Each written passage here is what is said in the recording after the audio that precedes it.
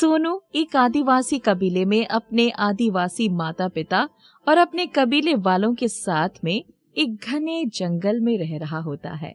उसके कबीले के सारे लोग उसे बहुत प्यार करते थे, क्योंकि वो अपने कबीले का सबसे समझदार और निडर बच्चा था। उसके कबीले का राजा मंगल बहुत ही हिम्मत वाला और वीर होता है, और वो भी सोनू की हर बात को बहुत गौर से सुनता था। हल्ला हू, हल्ला हू, हू, अम्मा बाबा, अम्मा बाबा। सोनू अपने माता पिता और भाई को बचाने की बहुत कोशिश करता है, लेकिन वो लोग और उनके साथ कबीले के और भी कई सदस्य बाढ़ में बह गए। अब कबीले के लोग बाकी बचे सदस्यों को इकट्ठा करके सबको एक सुरक्षित स्थान पर ले जाते हैं। हल्ला हू, हल्ला हू, हू, हू। तुझे मैंने कितनी बार बोला है, मेरे इलाके से दूर रह। तुझे समझ नहीं आया अभी तक? हल्ला हू, हल्ला हू, हू, हू। वो लोग आपस में बात ही कर रहे होते हैं, तभी सबको शेर की दहाड़ने की आवाज सुनाई दी। अब सब डर जाते हैं और हल्ला हू का नारा लगाने लगे। तब सोनू सबके सामने आकर बब्बर शेर की तरह दहाड़ने लगा और थोड़ी देर में सारे शेर वहां से भाग गए। मंगल जब अपने कबीले के बच्चों की ये खूबी देखता है तो वो बहुत खुश होता है। अब वो सोनू को शिकार खेलने भी लेकर जाने लगा, लेकिन सोनू हमेशा अपने माता पिता के बाढ़ में बह जाने के गम में रहता था। एक दिन वो शिकार पर था तो मंगल उसको कहता है, मोनू बेटा, यहाँ आओ। क्या हुआ? मैं काफी समय से देख रहा हूँ, तुम बहुत चिंतित रहते हो और शिकार में भी अब तुम्हारा मन नहीं लगता। नहीं राजा जी, बस अम्मा बाबा की बहुत याद आती है। बेटा, तुम हमारे कबीले के सबसे तेज बच्चे हो सकता है भविष्य में तुमको यहाँ का राजा बना दिया जाए। इसीलिए हमेशा खुश रहा करो और सबकी मदद करो, और मुझे आज से तुम चाचा कहना। ये सुनकर सोनू बहुत खुश हो जाता है और अब वो बहुत ध्यान से सबके साथ मिलकर शिकार करता है। उसके बाद जब सब शिकार से वापस लौट रहे थे, तब उसे एक बच्ची नदी में बहते दिखती है। वो तुरंत नदी में कूद जाता है। माँ, इस बच्चे ने मेरी जान बचाई, नहीं तो मैं नदी में बह जाती। बेटा, तुमने आज हमारे परिलोक पर एहसान किया है। बताओ तुमको क्या चाहिए? मुझे कुछ नहीं चाहिए। मोनिका अब अपने जादू से सोनू की सारी परेशानी समझ जाती है। वो सोनू को रोककर उसे कहती है, बेटा, मैं समझ गई तुम्हारी परेशानी। मैं तुम्हारे माता पिता को तो जिंदा नहीं कर सकती, लेकिन तुमको एक जादू देती हूँ। तुम जिस झरने के पीछे रहते हो वो झरना एक जादुई पानी का घर बन जाएगा, जो जरूरत के हिसाब से छोटा या बड़ा हो सकता है। और मैं तुम्हें एक जादुई धनुष बाण भी देती हूँ, जो भविष्य में तुम्हारी रक्षा करेगा। परी की बात सुनकर सोनू खुश हो जाता है और अपने कबीले के पास वापस लौट आया। अब वो सारी बात मंगल को बताता है। तब मंगल सबको लेकर झरने के पास गया, लेकिन वहां कोई घर नहीं था। ये देखकर वो सोनू पर गुस्सा करता है। सोनू, कहाँ है घर? यहाँ तो सिर्फ झरना बह रहा है। रुको चाचा, मैं दिखाता हूँ आपको। हल्ला हू, हल्ला हू, हू, हू, हल्ला हू, हल्ला हू, हू, हू, हू। मंगल सोनू से बहुत खुश होता है और सारे कबीले वाले अब खुशी से वहां रह रहे होते हैं। एक दिन सोनू जंगल में घूम रहा था, तब उसकी नजर एक शेर के बच्चे पर पड़ी, जो कि जाल में फंसा हुआ था। सुनो दोस्त, अब तुम अपने घर जाओ, तुम्हारा परिवार तुम्हारा इंतजार कर रहा होगा। कुछ दिन बाद सोनू घर के अंदर होता है और मंगल चिल्ला रहा होता है। सोनू मंगल से उसके गुस्से का कारण पूछता है। सोनू, तुमने कल दूसरे कबीले वालों का शिकार भगा दिया था क्या? नहीं चाचा, मैं जंगल में था, तब एक शेर का बच्चा जाल में फंसा था, तो उसकी मदद करने के लिए मैंने जाल काट कर उसको आजाद कर दिया। हाँ, वो दूसरे कबीले वालों का शिकार था। अब उन लोगों ने हमारे 2 बच्चे पकड़ लिए हैं, और अगर हम लोग जल्दी नहीं गए तो भानु उन बच्चों को मार देगा। मंगल सोनू और कबीले के लोगों को लेकर भानु के पास जाता है और देखकर चौंक जाता है। अल्लाहू हो हो, अल्लाहू अल्लाहू हो हो। तुम सब ने मुझे बहुत परेशान कर रखा है। मैं इन बच्चों को मारकर अपना बदला लूंगा। बच्चों को छोड़ दो। तू आ गया। तूने ही मुझे परेशान करके रखा है। पहले तो एक शैतान परी की बच्चे को नदी से बचाकर मेरे कबीले वालों को नुकसान पहुंचाया, और उस दिन मेरे शिकार को जाल से छुड़ाकर मेरा खाना चुराया। अब मैं तुझे बताऊंगा बदला किसे कहते हैं। वो दोनों बात ही कर रहे होते हैं, तभी सबको शेरों की दहाड़ने की आवाज आती है और शेर भानु के कबीले के एक बच्चे को उठाकर ले जाते हैं। भानु को जब ये पता चलता है तो वो शेरों को मारने की सोच लेता है। तब सोनू उसको समझाता है। देखो भानु चाचा, तुमने जब शेर के बच्चे को फंसाया था तब शेर भी यही सोच रहा होगा जो आज तुम उसके बारे में सोच रहे हो, और ऐसे ही दुश्मनी बढ़ेगी और कुछ हासिल नहीं होगा। मैं तुमसे वादा करता हूँ, मैं तुम्हारे बच्चे को शेर से बचा लाऊंगा, लेकिन तुमको हमारे कबीले के बच्चों को छोड़ने पड़ेंगे। भानु सोनू की बात मान जाता है। फिर सोनू शेर के उसी बच्चे को बुलाता है और वो बच्चा शेर से कबीले के बच्चे को छोड़ने को कहता है। तब शेर समझ जाता है कि सोनू उसका दोस्त है, दुश्मन नहीं। इसलिए शेरों का झुंड उस बच्चे को छोड़कर वहां से चला जाता है। सोनू बेटा, मैं तुम्हारी बहादुरी और ईमानदारी से बहुत खुश हुआ। आज से तुम इस कबीले के नए सरदार हो और हम सब तुम्हारी बात हमेशा मानेंगे।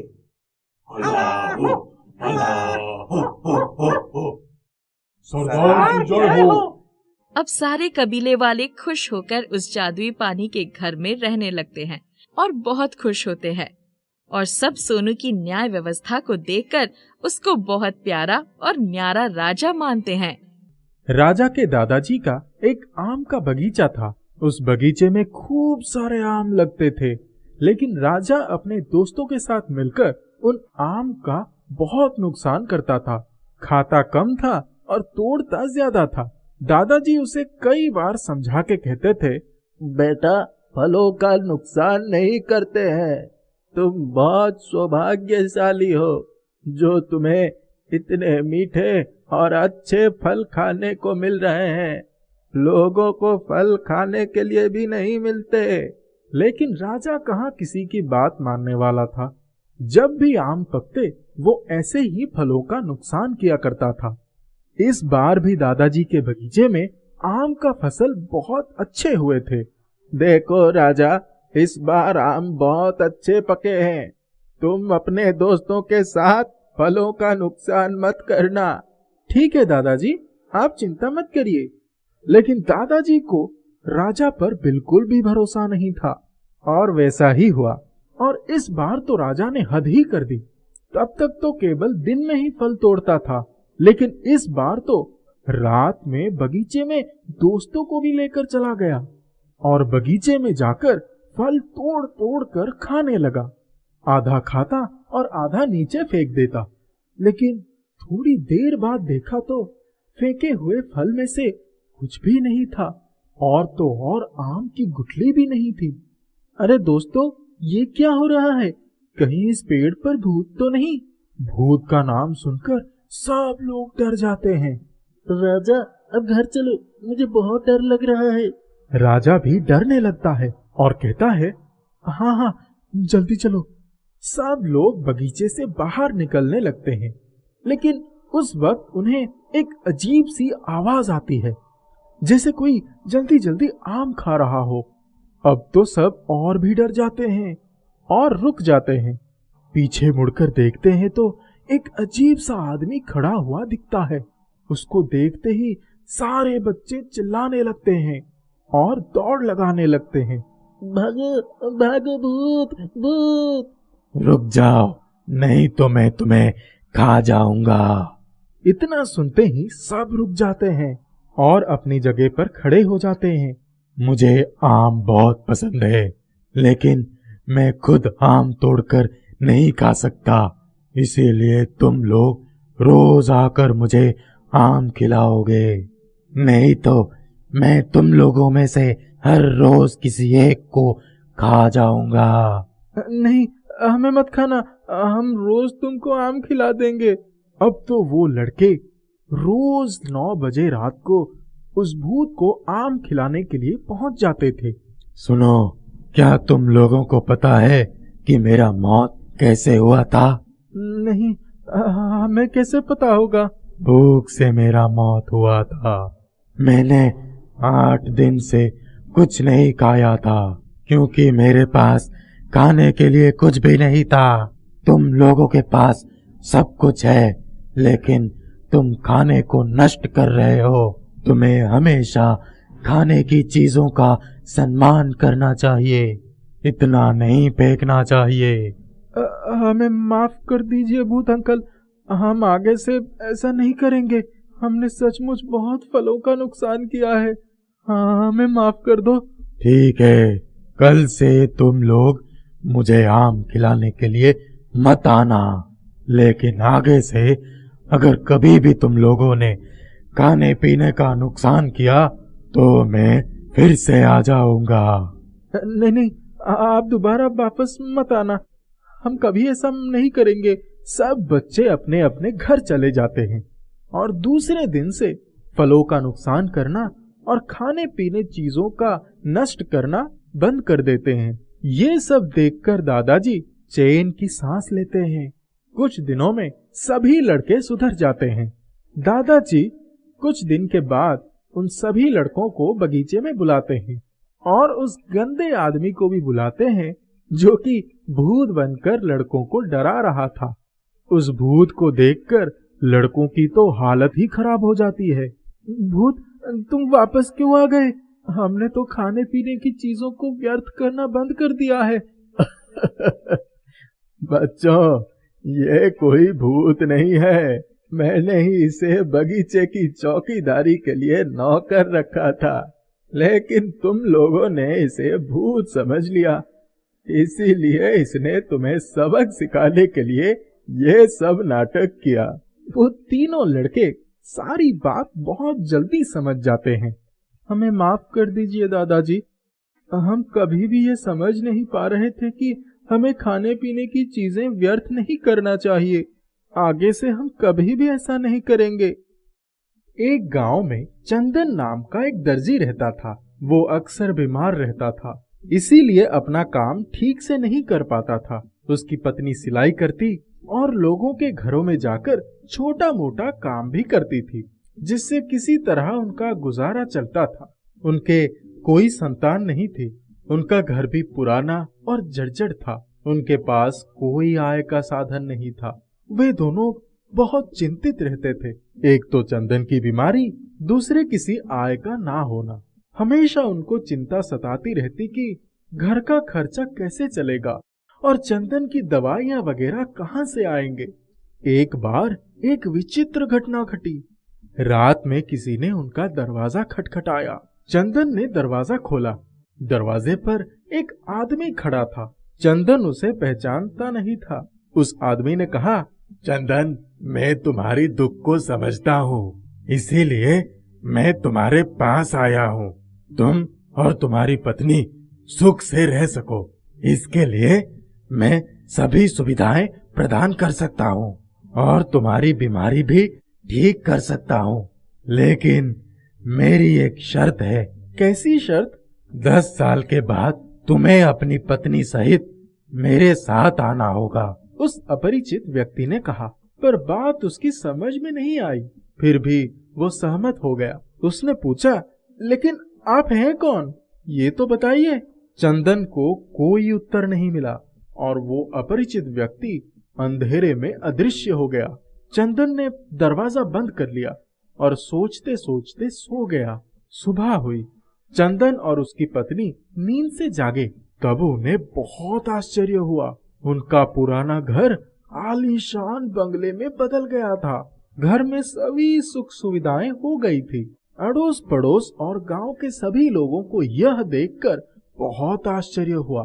सभी सुविधाएं मिल जाने पर चंदन और उसकी पत्नी को बहुत खुशी मिली, लेकिन उन्हें हमेशा भय सताता रहता।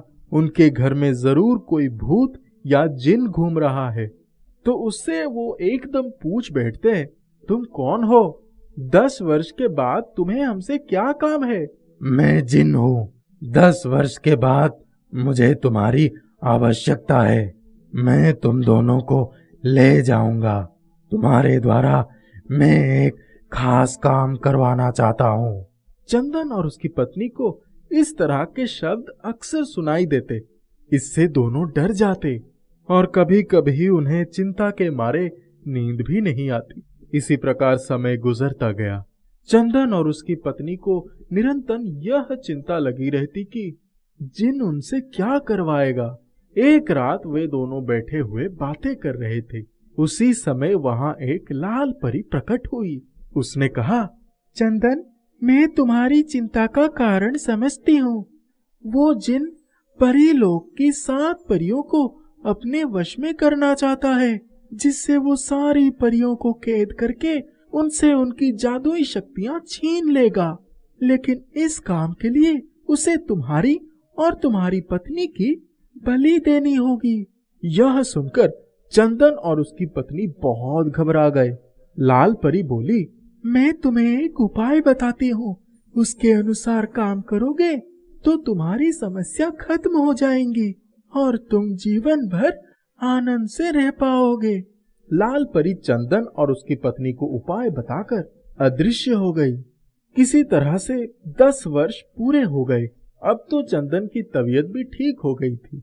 एक रात जिन मनुष्य के रूप में चंदन के पास आया और बोला, तुम दोनों मेरे साथ चलो। अब तुम्हें मेरे साथ जाना होगा। चंदन ने कहा, हम अपने कपड़ों का संदूक तैयार कर लेते हैं, फिर चलेंगे। उसके लिए जिन ने स्वीकृति दे दी। दोनों घर के अंदर गए। चंदन और उसकी पत्नी लोहे का खाली संदूक लेकर बाहर आए। चंदन ने खाली संदूक दिखाकर कहा, हमने सुना है जिन अपना आकार आराम से बड़ा और छोटा कर सकता है, तो क्या आप इस संदूक में भी समा सकते हैं? मुझे लगता है कि आप जिन होते हुए भी इतने छोटे नहीं हो सकते। जिन ने इसे अपना अपमान समझा और चंदन और उसकी पत्नी के सामने वाहवाही लूटने के कारण वो तुरंत अपने शरीर के आकार को छोटा कर लोहे के संदूक में बैठ गया। चंदन ने परी की सलाह के अनुसार तुरंत ढक्कन बंद कर उसमें ताला लगा दिया और लाल परी का बताया हुआ एक मंत्र पढ़ा। थोड़ा पानी का छींटा मारा। संदूक से बाहर निकलने के लिए जिन ने बहुत हाथ पैर मारे। वो चीखता रहा, चिल्लाता रहा, लेकिन वो सफल नहीं हुआ। इसके बाद चंदन और उसकी पत्नी उस संदूक को लेकर एक बड़े से खाई के पास गए और उस खाई में उसे फेंक दिया। जिन की हड्डियां चूर चूर हो गई। चंदन लाल परी का धन्यवाद करते हुए अपनी पत्नी के साथ घर लौट आया और वे दोनों आनंद पूर्वक अपने जीवन बिताने लगे। एक बार की बात है, एक 12 साल का गरीब और अनाथ बच्चा था जिसका नाम था श्याम। वो अपनी छोटी बहन का ख्याल रखने के लिए एक बस स्टैंड पर कुल्फी बेचता था। एक दिन उसकी दुकान पर एक न्यूज़पेपर का लेखक आया। उस लेखक ने पूछा, अरे तुम तो इतने छोटे हो, तुम यहाँ कुल्फी क्यों बेचते हो? तुम्हारे माता पिता कहाँ है? श्याम कहता है, मेरे माँ पापा नहीं है, मैं अनाथ हूँ। बस मेरी एक छोटी बहन है, उसी का ख्याल रखने के लिए मैं यहाँ कुल्फी बेचता हूँ साहब। लेखक को ये सुनकर बहुत दुख हुआ। वो थोड़ी देर चुप रहा और पूछा, क्या तुम स्कूल नहीं जाना चाहते हो? मैं स्कूल जाना चाहता हूँ और पढ़ लिख कर एक आर्मी ऑफिसर बनना चाहता हूँ, पर मेरे पास किताब खरीदने और फीस भरने के पैसे नहीं है और मुझे यहाँ पैसे कमाने के लिए काम भी करना होता है। लेखक को ये सुनकर और ज्यादा बुरा लगा और वो बिना आगे कुछ कहे उससे एक कुल्फी खरीदकर बस स्टैंड पर दूसरी तरफ जाकर बैठ गए। कुछ देर के बाद श्याम के पास एक स्कूल का बच्चा कुल्फी खरीदने आया। वो बहुत शरारती और बदतमीज बच्चा था। उसने श्याम से कहा, ओए भिखारी, मुझे एक कुल्फी चाहिए। श्याम ने कुछ नहीं कहा और उसे कुल्फी दिया। शरारती बच्चा कुल्फी खाने के बाद कहने लगा, इससे घटिया कुल्फी मैंने कभी नहीं खाई, मैं तुझे इसके पैसे नहीं दूंगा। श्याम को बहुत बुरा लगा और उसने फिर भी बच्चे से कहा, मुझे माफ कर दो, मैं अगली बार से और अच्छी कुल्फी बनाऊंगा, पर मुझे मेरे पैसे दे दो। शरारती बच्चा कहता है, इतनी घटिया कुल्फी बेचने के बाद पैसे मांग रहा है, मैं तुझे बिल्कुल भी पैसे नहीं दूंगा। श्याम निराश होकर चुप हो गया। फिर वो बच्चा अपना बैग बस स्टैंड पर रखकर अपने दोस्तों के साथ वहीं खेलने लग गया। इतनी देर में श्याम ने देखा कि एक अजनबी इंसान हड़बड़ाहट में वहां आया और अपने बैग से एक बॉक्स निकालकर उस शरारती बच्चे के बैग में डालकर वहां से भाग गया और एक बस में जाकर बैठ गया और बस के चलने का इंतजार करने लगा। उस इंसान के पास एक गन भी थी। श्याम को ये बात चौंकाने वाली लगी और उसने मन में सोचा, कहीं ये अजनबी इंसान ने इस बॉक्स में कोई खतरनाक चीज तो नहीं रखी। श्याम ने ऐसे लावारिश चीजों और बॉम्ब्स के हादसों के बारे में बहुत सुना हुआ था। उसने फिर अपनी बहन से कहा, इसमें बॉम्ब हो सकता है, इसीलिए हमें यहाँ से भागना चाहिए। फिर उसे एकदम से एक ख्याल आया और उसने फिर अपनी बहन से कहा, पर मुझे उस बच्चे की मदद भी करनी चाहिए। तब श्याम की बहन बोली, पर भैया, उस बदमाश लड़के ने आपके साथ बदतमीजी की, आप उसे क्यों बचाने चाहते हो? श्याम ने कहा, उसने जो भी किया हो, पर मैं एक अच्छा इंसान हूँ और एक आर्मी ऑफिसर बनना चाहता हूँ, मुझे सबकी मदद करनी चाहिए। फिर श्याम उस बस के ड्राइवर के पास गया जो कुछ देर में बस चलाने वाला था। श्याम ने उसे कहा, चाचा, मैंने आपके बस में एक इंसान को बैठे हुए देखा है जिसके पास गन भी है। वो अभी एक बच्चे के बैग में एक बॉक्स रखकर गया है, शायद उस बॉक्स में बम हो। ड्राइवर ने चौंक कर कहा, अरे क्या तुम सच कह रहे हो? हाँ चाचा, आप भी बस मत चलाइए, हमें पुलिस को बताना होगा। ड्राइवर कहता है, ठीक है, मैं अभी पुलिस को बताता हूँ। कुछ देर बाद वहाँ पुलिस अफसर आए। उन्हें देखकर वो अजनबी इंसान भागने लगा, पर पुलिस ने उसे पकड़ लिया। पुलिस ने बॉम्ब को फटने से भी रोक दिया। इस तरह से श्याम ने बहुत सारे लोगों की जान अपनी बहादुरी से बचा ली। वहां बैठे हुए लेखक ने श्याम की बहादुरी देखी और श्याम से कहा, तुमने एक बहुत बहादुरी का काम किया है, मैं इसे अपनी न्यूज़पेपर में जरूर छापूंगा। इस खबर के फैलने के बाद श्याम को 15 अगस्त पर बहादुरी के पुरस्कार के साथ सम्मानित किया गया। ऐसा पुरस्कार हर साल बहादुरी का कारनामा करने वाले वीर बच्चों को दिया जाता है। भारत सरकार ने श्याम और उसकी बहन का स्कूल में एडमिशन करवा के उनकी पढ़ाई का पूरा खर्चा दिया और कुछ सालों बाद श्याम एक बहुत अच्छा आर्मी ऑफिसर बन गया। उस एक बहादुरी के काम के बाद श्याम का जीवन बदल गया। अगर वो उस समय अपनी बहन के साथ सिर्फ अपनी जान बचाकर वहां से भाग जाता तो शायद श्याम कभी भी अपना सपना नहीं पूरा कर पाता। इस कहानी से हमें ये पता चलता है कि चाहे कोई कितना भी बुरा हो, हमें हमेशा अच्छा बन के रहना चाहिए और सबकी मदद बहादुरी से करनी चाहिए। बहादुरी भरे अच्छे कामों का हमेशा फल मिलता है। कंचन अपने माता पिता की इकलौती बेटी होती है। कई मन्नतों के बाद जाके उसका जन्म होता है। मन्नतों के बाद पैदा हुई कंचन का रंग सांवला होता है, जिस वजह से घर में उसको दादा दादी, नाना नानी, पापा मम्मी कोई पसंद नहीं करते थे। दादी बार बार कहती, एक तो लड़की पैदा हुई और ऊपर से काली। ये सब सुनकर कंचन की मम्मी बहुत दुखी होती है। कंचन भी बहुत दुखी रहती है क्योंकि स्कूल में भी सब उसको काली कलोटी बैंगन लूटी, काली कलोटी बैंगन लूटी ये कह कर चिढ़ाते हैं। कंचन की एक सहेली होती है रीना, जो उसकी सुख दुख को बहुत अच्छे से समझती। वो उसे समझाती है कि तुम लोगों की बातों पर ध्यान मत दो। रीना, मैं क्या करूं? काला होने में तो मेरा कोई दोष नहीं है। सारे स्कूल के बच्चे मुझे चिढ़ाते हैं और घर में भी सब मुझे काली काली कहकर दोष देते हैं। कंचन, तुम किसी की बात पर ध्यान मत दिया करो। कंचन पढ़ाई में बहुत अच्छी होती है, लेकिन उसके काले रंग के कारण कोई उसे पसंद नहीं करता। इस कारण कंचन हमेशा दुखी रहती है। शहर से कुछ दूरी पर पुराने जमाने के कई महल होते हैं। इतिहास और कला के बारे में जानकारी देने के लिए स्कूल की ट्रिप बच्चों को महल दिखाने के लिए लेकर जाती है। कोई भी बच्चा कंचन के साथ नहीं घूमना चाहता था और उसे अकेला छोड़ दिया जाता है। बस रीना ही उसके साथ घूमती है। अचानक रीना को कुछ दिखाई पड़ती है। अरे कंचन, देखो वो क्या चमक रहा है। अरे हाँ, चल पास चलकर देखते हैं वो क्या है। दोनों उसके पास जाकर देखती हैं। वो आईना का एक बड़ा सा टुकड़ा होता है।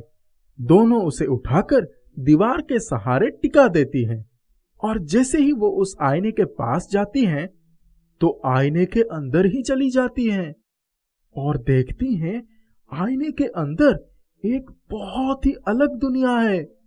लेकिन दोनों बहुत डर जाती हैं। आखिर हम ये कहाँ आ गए? अचानक उन्हें एक बहुत ही सुंदर लड़की दिखाई देती है। तुम कौन हो? मैं इस आईने की रानी हूँ। मतलब ये कि ये आईना कोई साधारण आईना नहीं है, ये जादुई आईना है और ये मेरा घर है। और वो सुंदर लड़की बताता है कि वो आईना बहुत पुराना है और जादुई है और वो उस आईने की मालकिन है। कुछ देर बातें करने पर तीनों की बहुत अच्छी दोस्ती हो जाती है और तीनों अपनी अपनी सारी बातें एक दूसरे को बताती हैं। तो वो सुंदर लड़की कंचन से कहती है, मैं तुम्हें इस आईने से बाहर निकाल दूंगी, फिर तुम आईने को लेकर अपने घर चले जाना और रोज इसी में देखकर श्रृंगार करना। ऐसा करने से तुम दिन प्रतिदिन सुंदर होती जाओगी और तुम्हारा रंग भी काला नहीं रहेगा। इतना सुनते ही कंचन खुशी से झूम उठती है। थोड़ी देर बाद दोनों आईने से बाहर आ जाती हैं और कंचन उस आईने को अपने घर ले जाती है। रोज उस आईने का उपयोग करते करते कंचन का रंग गोरा हो जाता है और वो बहुत सुंदर हो जाती है। कंचन को देखकर लोग आश्चर्यचकित हो जाते हैं और कहते हैं, इतनी काली लड़की इतनी गोरी कैसी हो गई? अब सब कंचन से दोस्ती करना चाहते हैं और उसे कोई ताना भी नहीं मारता। घर में भी सब लोग उसे प्यार करने लगते हैं। कंचन की सुंदरता धीरे धीरे इतनी बढ़ जाती है कि पूरे शहर में इसकी चर्चा होने लगती है और कंचन प्रसिद्ध होने लगती है। और अचानक इतनी प्रसिद्धि और इतना सुंदरता आने के बाद कंचन के मन में बहुत घमंड आ जाता है और वो एक बात भूल जाती है कि आईने की मालकिन ने कहा था कि इस आईने को जरा सी भी टूटने ना देना। लेकिन कंचन अपनी सुंदरता में इतनी खो जाती है कि उसे आईने की टूटने की बात याद ही नहीं रहती। रीना भी उसे कई बार समझाती है, इतना घमंड ठीक नहीं है, लेकिन वो किसी की नहीं सुनती। कहते हैं ना कि घमंड एक दिन टूट जाता है, इसी तरह एक दिन कंचन के हाथ से उसकी आईना टूट जाता है और कंचन बिल्कुल पहले की तरह हो जाती है। आईने को लेकर वापस महल में जाती है और आईने की मालकिन को माफी मांगती है और कहती है, मेरी सुंदरता मत छीनो, नहीं तो मेरा जीवन पहले की तरह नर्क हो जाएगा। मैं आगे से बिल्कुल घमंड नहीं करूंगी। लेकिन आईने के मालकिन आईना टूट जाने के बाद कुछ भी नहीं कर पाती और कहती है कि अब तुम्हें इस काले रंग के साथ ही पूरा जीवन जीना पड़ेगा। कहते हैं कभी भी किसी बात की घमंड नहीं करना चाहिए।